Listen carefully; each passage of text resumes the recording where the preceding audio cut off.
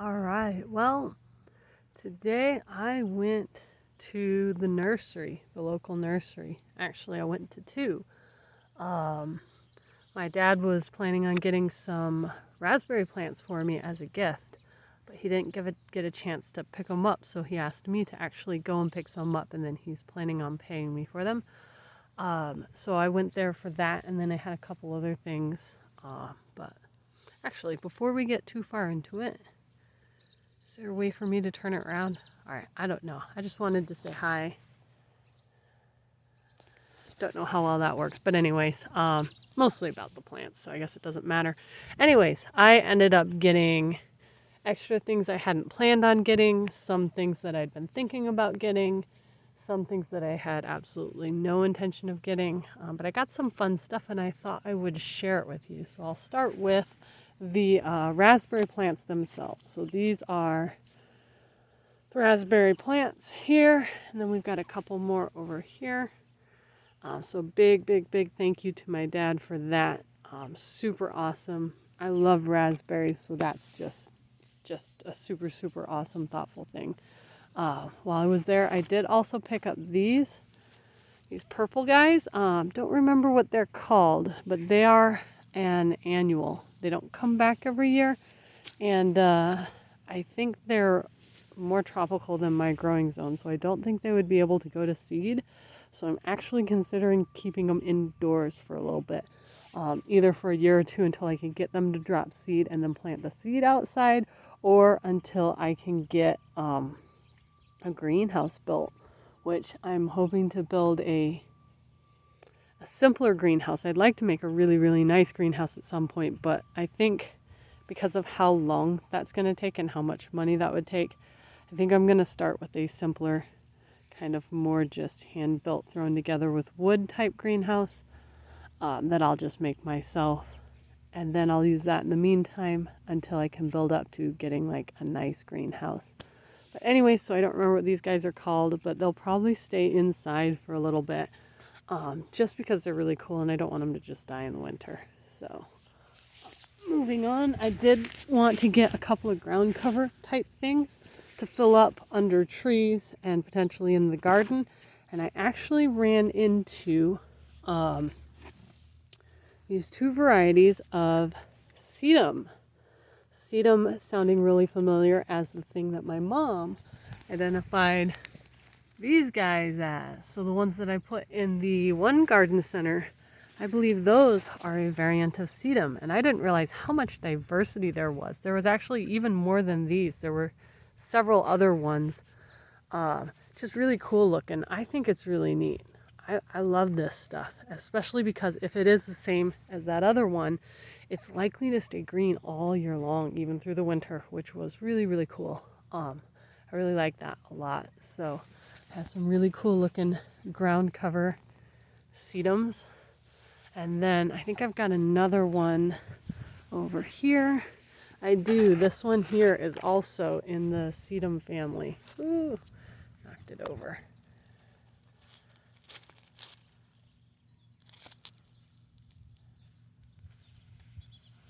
So lemon coral sedum mexicanum. Anyways, really cool feel to it. They all have kind of like a rubbery, waxy feel to them. I know you can't feel it, but it's a really neat texture, and I think that's really nice as well. Other things that I had been planning on getting, I don't have any rhubarb yet, and I've been wanting to get some rhubarb in. I had a nice rhubarb there.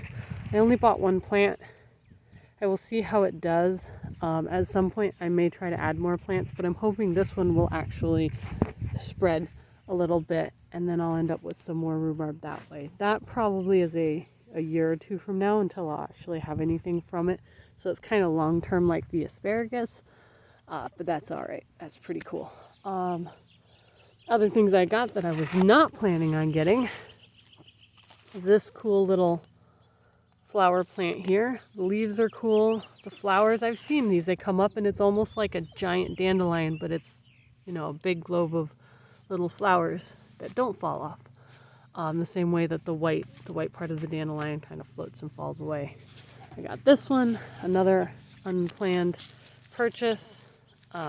spurge. Just looks cool. I thought it was neat, and I wanted to go ahead and get it. I think I might put that one on the side of the house. I have like a little planter space there that's got a few things, but I'd like to spruce it up. Here's another indoor plant. Just beautiful color on it. Couldn't resist. If it'll focus, there we go.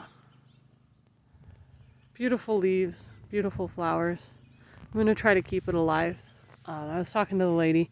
She says they want lots and lots and lots of water. I had another plant really similar to this, probably a calla lily of a different color. And it really struggled a lot. And I'm assuming I must not have watered it enough. It's not dead. I've still got it. I've been trying to keep it alive. I'm going to put this one with it, and I'm going to be more careful about making sure to water it more aggressively. Because I do like it, and I do want to keep it nice. So back over this direction, you do have a couple more little ground cover things. We have this guy here. It's a furry or mossy. It's got kind of a fuzz to it. I don't remember what this one was called now. It had a little tag, but I seem to have lost it. But anyways, another ground cover thing to put under the trees or wherever. I've got some bare space, trying to get rid of as much grass as possible. So whenever I have a bare space, I try to fill it with something other than grass, something that's low, that doesn't need mowed, or something that's pretty, so it doesn't need mowed. Because I'd rather go with cool, pretty, interesting plants than do tons of mowing. Speaking of which, I need to mow. So another one to just cover the ground. Right here. Really cool looking. This has almost a purpley color to it. And then 2 more unplanned purchases, or a couple more unplanned purchases. I think there may be one plant that's unaccounted for. There may be one that got left in the car. But I have the columbine, but it's not just any columbine. It has this gorgeous pink and pale gold coloration. Absolutely beautiful. I love columbines. We had columbines growing up and they were beautiful. We also had bleeding hearts growing up. Another unplanned purchase, but something I'm definitely happy to find. So these ones will be really cool and really pretty. The plant that I think is unaccounted for, when I went to so I bought this one at the first nursery that I went to. When I went to the second nursery, they had a different variant of bleeding hearts where they were very, very kind of narrow and pointed flowers, and a smaller plant with a different shape, a little bit different configuration to the leaves. And I thought that one was really cool. I thought I got it. Maybe I ended up not getting it, but I thought I did. I may have left it in the car. I'm going to go check here in a second.